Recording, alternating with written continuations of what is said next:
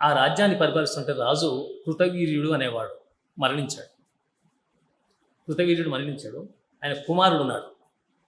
తండ్రి పోతే కొడుకు రాజ్యం వచ్చేటప్పుడు వారసత్వ సంపద వారసత్వంగా ఇచ్చేవాడు. ఇప్పుడు నాయకులు కూడా అలాగే ఆలోచిస్తున్నారు, నేను పోయిన నా కొడుకు రావాలి రాజ్యం అని. ఇది సరైనది కాదు, కానీ ఇక మనం ఆ విషయం గురించి మాట్లాడకపోవడం మంచిది. ఆనాడు అలా వచ్చేది, వంశపారంపర్యంగా ఇచ్చేవాడు. రాజుగారు పోయాడంటే కొడుకు సమర్థుడా అసమర్థుడా ఏం చూడాల్సి అక్కర్లేదు, వాళ్ళు కూర్చోబెట్టేవాళ్ళు సీట్లు తీసుకెళ్ళి. కృతవీర్యుడు మరణించిన తర్వాత ఆ కార్యక్రమాలన్నీ అయిపోయిన తర్వాత మంత్రులు వాళ్ళంతా చేశారు. వాళ్ళ గురువు గారు గర్గాచార్యులు, ఆయన చాలా గొప్ప మహానుభావుడు, గర్గ భాగవతాన్ని భాగవతం రాశారు. ఆయన వాళ్ళ పురోహితుడుగా గురువుగా ఉన్నాడు. వాళ్ళందరూ వచ్చేసి, అయ్యా కార్తవీర్యార్జునుడు ఆయన, ఓ కార్తవీర్య, మీ నాన్నగారు పోయిన తర్వాత రాజ్యం ఇప్పటికి 10 రోజుల నుంచి ఖాళీగా ఉంది, 12 రోజుల నుంచి కర్మకాండంతో అయిపోయింది. నువ్వు దుఃఖాన్ని దిగమింగి ధైర్యం తెచ్చుకో, రాజు స్థానంలో కూర్చో, సింహాసనంలో కూర్చో, మేము పట్టాభిషేకం చేస్తాం నీకు అన్నాడు. వద్దు అన్నాడు. ఎవరో పరిపాలన చేయాలి కదా, మరి వద్దంటే ఎలాగా? లేదు, నాకు పరిపాలన చేయాలని లేదు, ఎందుకంటే నేను విన్నాను, మా నాన్నగారు చెప్పినప్పుడే విన్నాను, రాజ్యాంతే నరకం ధ్రువం అన్నారు. ఈ నరకం వచ్చే పరిపాలన నాకెందుకు?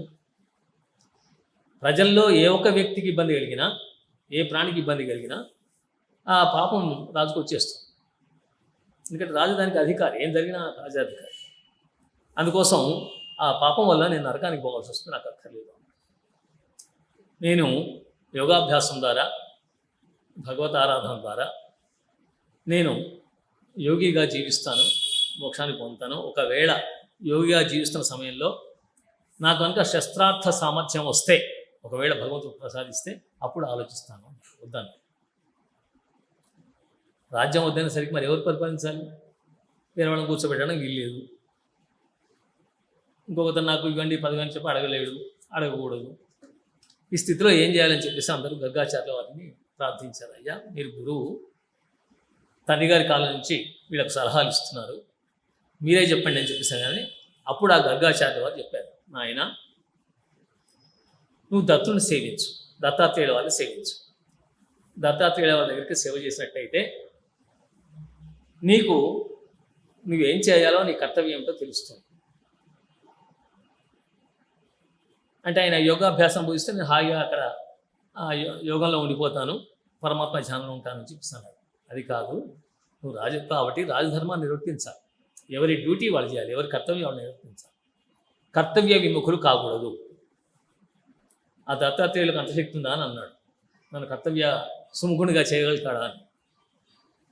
అంత శక్తి కాదు, ఇంద్రుడే ఆయన సహాయంతో విజయాన్ని పొందగలిగాడు, సామాన్యమైన వ్యక్తిగా దత్తాత్రేయుల వారంటే.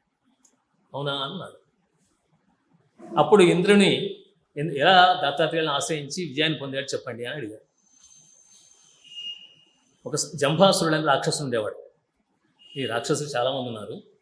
దాంట్లో ఒక సమయంలో జంభాసురుడు అనేవాడు తన సైన్యాలతో సహా స్వర్గాన్ని ఆక్రమించుకొని దాడి చేశాడు స్వర్గం మీద.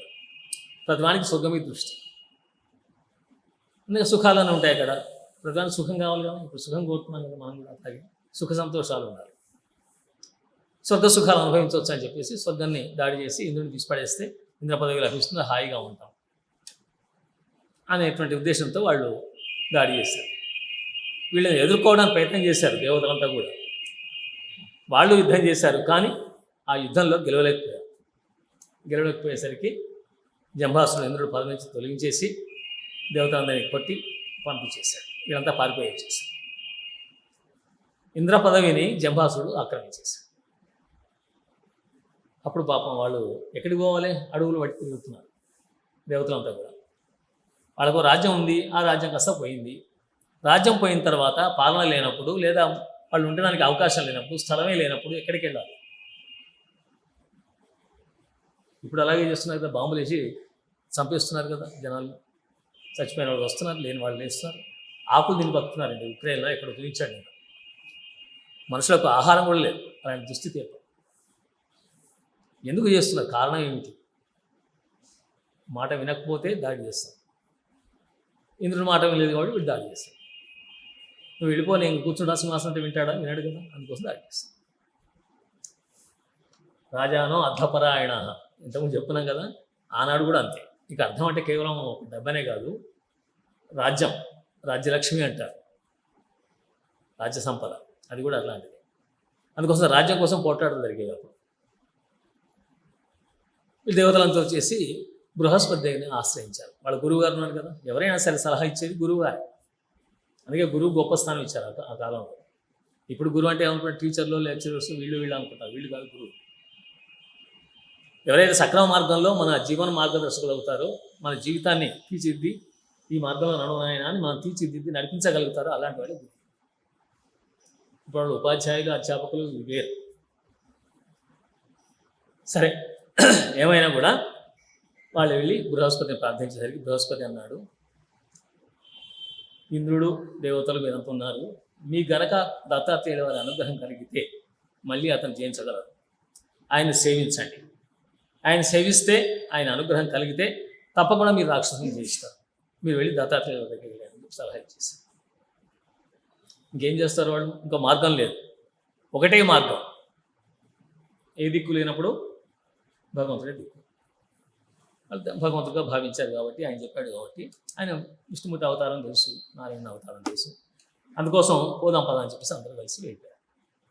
వెళ్ళి ఆయన ప్రార్థించడం మొదలుపెట్టారు. ఆయన వీళ్ళకి అట్లాగే కనిపించాడు. ఓ చేతిలో మద్యం, ఓ చేతిలో నారి స్త్రీ కనిపించి, మీరెందుకు నన్ను స్తోత్రం చేస్తున్నారు, ఎందుకు నన్ను ఇలా కీర్తిస్తున్నారు, కారణం ఏమిటి అని అడిగాడు. ఏం లేదు, జంభాసురుడు తన సైన్యంతో సహా వచ్చేసి మా రాజ్యాన్ని ఆక్రమించేసుకున్నాడు, స్వర్గాన్ని ఆక్రమించుకున్నాడు.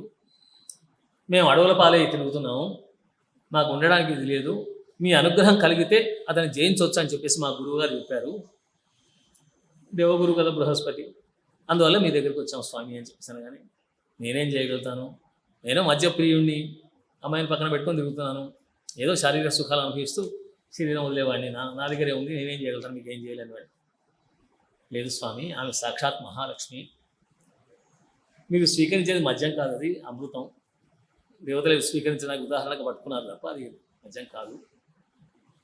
మీరు ఒకవేళ స్వీకరించినా కూడా మీకు ఎలాంటి కళంకం ఉండదు. అలాంటి మహానుభావులు మీరు పరమాత్మ అవుతారని మాకు తెలుసు, కాబట్టి మీ అనుగ్రహం తప్పకుండా మాకు కావాల్సిందే అని చెప్పేసి ఆయన వదలకుండా ప్రార్థించడం మొదలుపెట్టాడు. కొన్నాళ్ళు పరీక్షించాడు వాళ్ళను, రకరకాల పరీక్షలు చేసి, సరే మంచిది, మీరు ఒక పని చేయండి అని చెప్పాడు. ఏం చేయమంటారు? ఏమీ లేదు, మీరు వెళ్ళి రాక్షసులందరూ కూడా ఆ స్వర్గం నుంచి ఇక్కడికి వచ్చేట్టుగా చేయండి అన్నాడు. ఈ అత్రి మహర్షి ఆశ్రమం దగ్గరలోకి ఎందుకు వస్తారు వాళ్ళు? నా చూపు పడితే వాళ్ళ శక్తి క్షీణిస్తుంది. అందుకోసం నా దృష్టిలోకి రావాలి రాక్షసులు. మీరు ఏం చేస్తారో ఏమో తీసుకొని రండి, తీసుకొస్తే నేను మీకు విజయం కలిగేట్టు చేస్తాను అన్నాడు. ఇక వీళ్ళు ఉత్సాహంగా వెళ్ళారు, బాగానే. కానీ ఆయన చెప్పాడు కదా ఏదో జరుగుతుందని వెళ్ళారు. లేదా మెత్తగా కొట్టడం మొదలుపెట్టారు. వాళ్ళు ఊరుకుంటారా రాక్షసులు? వాళ్ళ రాజ్యం ఉంది, అధికారం ఉంది, అన్నీ ఉన్నాయి. అందరు కలిసి దాడి చేస్తారు ఇక్కడ దేవతల మీద. వీళ్ళు పారిపోయి వస్తున్నారు, పట్టుకొని తనంటారు, వాళ్ళు అంటే వాళ్ళు పడ్డారు. పరిగెత్తి ఎక్కడైతే ఈ దత్తాత్రేయుడు ఉన్నారో వాళ్ళ దాకా తీసుకొచ్చారండి రాక్షసులు. ఓడి వింటే అందరూ వచ్చేసరికి అక్కడ దత్తాత్రేయుడు వాళ్ళు కూర్చున్నారు. లక్ష్మీదేవి పక్కన బ్రహ్మాండంగా ప్రకాశంతో అద్భుతంగా కనబడింది. అక్కడికి వచ్చేసరికి వాళ్ళు అంతా ఆ లక్ష్మిని చూస్తున్నారు, దత్తాత్రేయుడు. ఈ దేవతల మీద దృష్టి కూడా పోయి, ఎంత బాగుంది ఈ పిల్లని, ఈ అమ్మాయిని తీసుకోవడం బాగుండదు. రాక్షస శబ్దం అందుకే పెట్టారు. తొందరగా దుర్బుద్ధి కలుగు, వీడిని తీసుకోపోతే అయిపోతుంది, మన స్వర్గంలో పెట్టేసుకోవచ్చు అని చెప్పేసి అనుకొని ఆ రాక్షసులు జంబాసుని అనుమతి అడిగారు. అయితే తీసుకురండి, మా రాజుగారు సాగిన రాణి అని చెప్పేసి అన్నారు. వాళ్ళు తీసుకురండి అన్నారు. పల్లకి తెప్పించారు. ఆ లక్ష్మీదేవి మనం అంటున్నాము, వాళ్ళకి లక్ష్మీదేవి కాదు, ఓ స్త్రీ.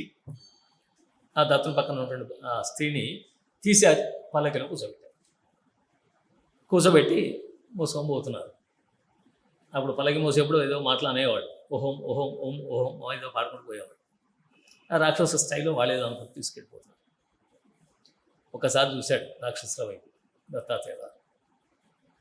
వీళ్ళందరూ నా దృష్టిలో పడ్డారు, అందరినీ చూశాను నేను, జంబాసురుడితో సహా.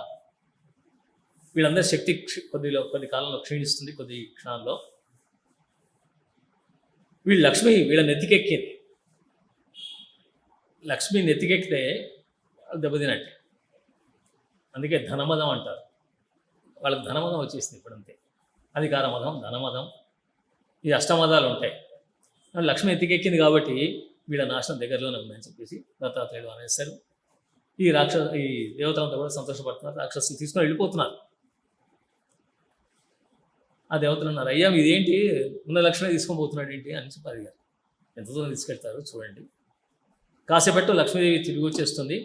మీరు వాళ్ళ మీద దాడికి సిద్ధంగానే అని చెప్పేసి వాళ్ళు బలహీనలు అయిపోతారు.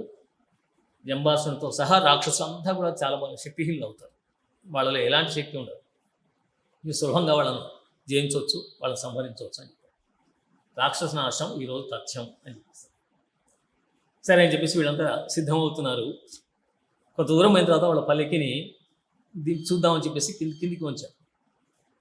కిందికి వచ్చి చూద్దాం ఉందా లేదా ఈ అంతగత్యం చూసేసరికి ఆ పల్లెకి దూకేసి దత్తాత్రేయుల దగ్గర వచ్చేస్తుంది. కింద వదిలేయటం అవసరం, అరే పారిపోతుంది వెంటబడ్డారు. ఇక్కడ దేవతలు రెడీగా ఉన్నారు కదా, సిద్ధంగా ఉన్నారు. వీళ్ళు వాళ్ళ మీద దాడి చేస్తారు. లక్ష్మీదేవి వచ్చేసి దత్తాత్రేయుల వారి పక్కన కూర్చుంది. అమ్మవారు వచ్చేసి వీళ్ళు మాత్రం యుద్ధం చేయడం మొదలుపెట్టారు. ఆ యుద్ధంలో ఇంతకుముందు బలవంతులైనటువంటి రాక్షసులు కూడా ఇదేంటి ఇంత శక్తులు కూడా అభివృద్ధి చేతులు అని చెప్పేసి అనుకుంటున్నారు. ఆయన చూపుతోనే వాళ్ళ శక్తిని అంతా లాగేశాడు. శక్తి హీనులని చేశాడు దత్తాత్రేయుడు. దాంతో ఒక్కొక్కడు పడిపోవడం మొదలుపెట్టారు రాక్షసులు.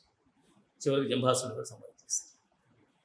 అలా దత్తాత్రేయుల వారు మళ్ళీ ఇంద్రుని రాజ్యాన్ని, ఇంద్రుడికి స్వర్గాన్ని దేవతలకు ఇప్పించారు అని చెప్పేసి ఈ వృత్తాంతం అంతా చెప్పిన తర్వాత ఇంకా దీంట్లో అనుమానం ఏముండదు కదా. గురువుగారు చెప్పాడు, గంగాచార్యుల వారే చెప్పాడు, అనుమానం లేదని. ఈ కార్తవీర్యార్జునుడు నేను కూడా వెళ్ళి స్వామి సేవ చేసుకుంటా అని చెప్పేసి వెళ్ళాడు. వెళ్ళి ఆయన దగ్గర సేవ చేయటం మొదలుపెట్టాడు.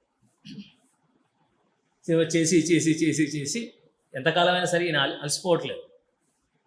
ఏమైనా సరే ఆయన అనుగ్రహం పొందాలి అనుకున్నాడు. మనసులో పట్టుదల, శ్రద్ధ, సహనం, కొన్ని లక్షణాలు చెప్పాడు. ఆ లక్షణాలన్నీ కూడా తనలో కనిపించాయి. అప్పుడు ఆయన మాట్లాడాడు, దత్తాత్రేయుల వారు మాట్లాడాడు. నేనేమో మద్య మాంసాలు సేవించేవాడిని, మద్యం సేవిస్తాను, మాంసం తీసుకుంటాను. తర్వాత స్త్రీ సంభవంతో ఉండేటువంటి దుష్కర్ముడిని, చెడు పనులు చేసేవాడిని. ఈ చెడ్డవాడిని ఎందుకు మీరు ఆరాధిస్తున్నారు? మీరు రాజకుమారుడై ఉండి మీ రాజ్యం గిజ్యం చేసుకోక ఇక్కడ వచ్చి నన్ను ఎందుకు ఆరాధిస్తున్నారు అని చెప్పి అడిగాడు. అప్పుడు ఆయన అన్నాడు, స్వామి మీరు పాపరహితులు, మీకు ఎలాంటి పాపం లేదు, పుణ్యపురుషులు, దీంట్లో అనుమానం ఏం లేదు.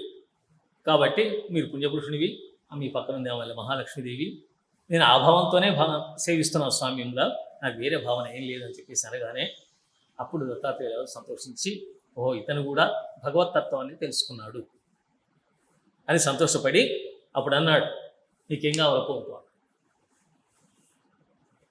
దేవతలు సంతోషిస్తే వరాలు ఇస్తారు. అప్పుడు ఆయన వరం ఇస్తాడు. వరం అంటే శ్రేష్టమైంది, మనకి ఇష్టమైంది. కాబట్టి వరలక్ష్మి వ్రతం చేస్తాం కదా, తల్లి వరాలు ఇస్తుందని అనుకుంటారు. వర అంటే శ్రేష్టమైన లక్ష్మీది. సరే ఇక్కడ ఈయన వరం ఇవ్వమన్నాడు కదా, గురువు గారు చెప్పింది గుర్తొచ్చింది. ఓహో ఆయన వరం ఇస్తే ఇంకా అయిపోయినట్టే, నాకు ఏమేం కావాలి లోపాలను తొలగిపోతే నాలో, నేను రాజ్యాన్ని చేస్తానో చేయని తర్వాత విషయం అని చెప్పేసి ఆయన అడగడం మొదలుపెట్టాడు. అయ్యా మొట్టమొదటి నాకు సుబుద్ధిని ఇవ్వండి అని అడిగాడు. మంచి బుద్ధిని ఇవ్వండి. జీవితాంతం నేను ఎప్పుడు చెడు ఆలోచించకూడదు, మంచి బుద్ధి కలిగి ఉండాలి. రెండవది ఐశ్వర్యం. ఐశ్వర్యం ఈశ్వరాది ఇచ్చేది. ఎందుకంటే భగవంతుని వల్ల వచ్చే ఐశ్వర్యంతో మనిషి సుఖంగా ఉంటాడు. అవసరమైన ఐశ్వర్యం ఎంత కావాలో అంత ఐశ్వర్యాన్ని ఇవ్వండి. రెండవది, మా గురువుగారు మీ దగ్గరికి వస్తే పరిపాలన చేయాల్సి వస్తుంది అని చెప్పారు, మీరేమో వరం ఇస్తా ఉన్నారు, ఇవ్వదలుచుకుంటే ధర్మపాలన చేసేట్టుగా వరం ఇవ్వండి. ఉత్తమ మామూలు పాలన అక్కర్లేదు. నేనేదో పాలన చేస్తున్నాను, సుఖపడుతున్నాను, రాజును, నా ఆజ్ఞ సాగాలి, నేను చెప్పింది అందరూ వినాలి, నా పెత్తనం ఉండాలి అని నేను అనుకోను. ధర్మపాలన చేసేట్టుగా వరం ఇవ్వండి. అలాగే నాకు 1000 చేతులు ఇవ్వండి. ఎందుకంటే బలవంతుడుగా ఉండాలి. శత్రురాజులు వాళ్ళు వీళ్ళు దాడి చేస్తారు. ధర్మంగా ఉన్నా కూడా అధర్మపరులు ఎప్పుడు వీళ్ళు దెబ్బతిద్దామని చూస్తుంటారు. అందుకోసం నాకు ఒక 1000 బాహువులను ప్రసాదించండి అని కోరాడు. సహస్రబాహు, కార్తవీర్యార్జునుడు సహస్రబాహు. యుద్ధం జరిగితే గనక ఎవరైనా అక్రమార్కులు వచ్చి మా మీద దాడి చేస్తే కనుక ఆ యుద్ధంలో అసమానత్వం కలగాలి నాకు. అంటే నాకు సమానుడు ఎవ్వడూ ఉండకూడదు, నేనే అందరికంటే గొప్ప పరాక్రమవంతుని కావాలి, అలాంటి పరాక్రమం ఇవ్వండి అని కోరాడు. అంతేకాకుండా ఎక్కడ పడితే అక్కడ తిరిగేటువంటి శక్తి, సర్వస్థల గమన శక్తి అని అడిగాడు. అన్ని స్థలాల్లో కూడా, ఆకాశంలో కానీ భూమిలో కానీ ఎక్కడైనా సరే తిరిగేటువంటి శక్తి నాకు ఇచ్చేయండి. చివరికి శరీరం ఎట్లా పోతుంది నాకు తెలుసు స్వామి. శరీరం అంటూ ఉన్న తర్వాత శీర్యత అయితే శరీరం. మా నాన్న వృద్ధుడయ్యాడు, మరణించాడు, నాకు తెలుసు, కలుతూ చూశాను. నేను కూడా కొంతకాలం పరిపాలన చేస్తాను, ధర్మంగా ఉండి న్యాయంగా ఉండి ప్రజలకు ఎలాంటి ఇబ్బంది కలగకుండా చూసి నేను కూడా శరీరాన్ని వదిలేస్తాను, నాకు తెలుసు ఆ విషయం. కాబట్టి నేను ఉత్తముడి చేతిలో చనిపోవాలి, రాజును కదా, నాకంటే ఉత్తముడు కావాలి, పరమోత్తముడైన వాని చేతిలో నేను మరణించాలి. ఇలాంటి వరం ఇవ్వమని కోరాడు. నాకు సావులేని వరం ఏమని కోరలేదు, రాక్షస అయితే సావులేని వరం అంటాడు. కార్తీవర్జన్ అలా అడగలేదు, నేను ఉత్తముడి చేతిలో చనిపోయేట్టుగా వరం ఇవ్వండి అని చెప్పేసి కోరాడు. చాలా సంతోషించాడు. మంచిది నాయన, నువ్వు నీ ధర్మానికి తగ్గట్టుగా, నీ కర్తవ్యానికి తగ్గట్టుగా, నువ్వు చేయాల్సిన పనికి తగ్గట్టుగా నువ్వు వరాలు కోరావు, నేను అన్నీ ఇచ్చేస్తున్నాను అన్నాడు. నువ్వు కోరినవన్నీ ఇచ్చేస్తాను నీకు, నేనే పట్టాభిషేకం ఇస్తున్నాను అని చెప్పేసి కూర్చోబెట్టి వాళ్ళందరినీ పిలిపించి వాళ్ళందరినీ దత్తుడే స్వయంగా పట్టాభిషేకం చేశాడు. ఎవరికి? కార్తవీర్యార్జునికి. సకల రాజులు, దేవతలు, ఋషులు వాళ్ళందరూ వచ్చేసారు. దత్తాత్రేయుల వారు నేను అభిషేకం చేస్తున్నాను చెప్పేసి పట్టాభిషేకం చేస్తున్నాను, కానీ అందరూ వాళ్ళ తర్వాత ఒక్కొక్కటి వరుసగా ఆ రాజులు, దేవతలు, ఋషులంతా కూడా ఆ అభిషేక మంత్రాలు ధ్రువంతే రాజా ధ్రువం దేవో బృహస్పతి అని మొదలుపెట్టి మంత్రాలు చదివి ఆయన పట్టాభిషేకం చేసేసారు. ఇలా దత్త కృప పొంది, అంటే దత్తాత్రేయుల వారి యొక్క దయ కలిగి అతడు ఇంకొక మాట అని అన్నాడు స్వామి దగ్గర, అని నేను వెళ్ళి పాలన మొదలు పెడతాను అన్నాడు. నేను తప్ప మా రాజ్యంలో ఎవరికి ఆయుధాలు ఉండాల్సి అక్కర్లేదు. ఆయుధాలు ఎందుకు? వాడు చెడు చేస్తే కదా, రాజ్యంలో చెడే ఉండకూడదు, నేను మాత్రం ధరించి ఉండాలి ఆయుధాలు. ఎందుకంటే పరరాజులు ఎవరైనా దాడి చేస్తే రక్షించుకోవడానికి రాజ్యాన్ని అని చెప్పేసి అది కూడా అని శాసనం చేసేసి దాన్ని ఆయన నమస్కారం చేసి బయలుదేరి వచ్చేసాడు. రాజ్యంలో కూర్చున్నాడు. ఆయన రోజు నిత్యం దత్తాత్రేయ స్మరణ చేసేవాడండి కార్తవీర్యార్జునుడు. అందువల్ల మహాశక్తివంతుడయ్యాడు. ఏ రోజు ఆయన వరం ఇచ్చాడో ప్రతి సంవత్సరం ఆ రోజున ఆయన దత్త యజ్ఞం చేస్తాడు రాజ్యంలో, ప్రజలందరూ కూడా చేయమని ఆజ్ఞాపించాడు. అలా దత్తుడిని ఆరాధిస్తూ జీవించి గొప్ప రాజుగా కీర్తి గడించాడు కార్తవీర్యార్జునుడు. అలాంటి దత్త మహిమ చాలా విశిష్టమైందని చెప్పేసి కొడుకు తండ్రికి చెప్పాడు, సుమతి మహామతికి చెప్పాడు. ఆ తర్వాత వాళ్ళు ఏం మాట్లాడుకుంటారో మనం రేపు చూద్దాం. స్వస్తి. స్వస్తి ప్రజాభ్యః పరిపాలయంతాం న్యాయేన మార్గేణ మహిమహీషాః గోబ్రాహ్మణేభ్యః శుభమస్తు నిత్యం. లోకాః సమస్తాః సుఖినో భవంతు. సర్వే భవంతు సుఖినః, సర్వే సంతు నిరామయాః, సర్వే భద్రాణి పశ్యంతు, మా కశ్చిత్ దుఃఖభాగ్ భవేత్. స్వస్తి.